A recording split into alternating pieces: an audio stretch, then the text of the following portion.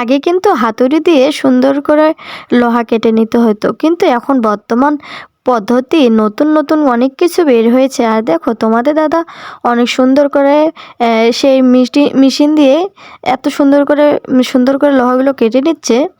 আর এই সুন্দর যন্ত্রটা নিচের তোমাদের দাদা কিন্তু বানিয়েছে। আর দেখো অনেক সুন্দর করে একা একা সুন্দর করে লোহাগুলোকে কেটে নিচ্ছে। আর আমরা যেহেতু দরজা জানালা এবং কি গ্রিলের কাজ করি, তোমাদের দাদা করে থাকে, আমাদের দোকান আছে, এজন্য আমাদের প্রতিদিনই এভাবে লোহা কেটে নিতে হয়, সাইজ করে নিতে হয়।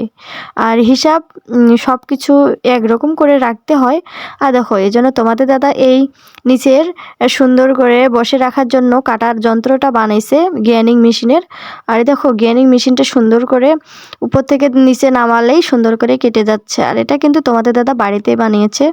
আর দেখো অনেক সুন্দর করে খুব সহজে সুন্দর করে মালগুলোকে কেটে নেওয়া হচ্ছে।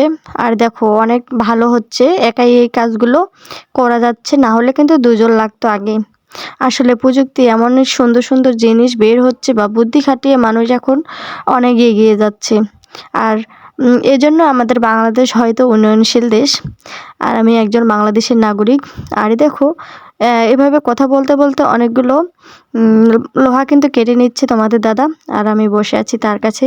আর দেখো লোহাগুলো কিন্তু এগুলো দরজা জানালা বানানো হবে। আর সুন্দর করে আগে কেটে নেওয়ার পর এগুলো সুন্দর করে ঝালাই দেওয়া হবে।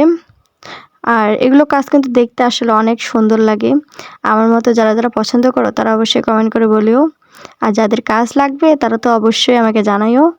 আমরা কিন্তু তোমাদের দাদা কিন্তু অনেক সুন্দর সুন্দর কাজ করে, যা দেখলে মন ভরে যাবে। আর আমরা বাড়িতে গিয়েও কাজ করে দেই। আর দেখো কথা বলতে বলতে অনেকগুলো কাজ হয়ে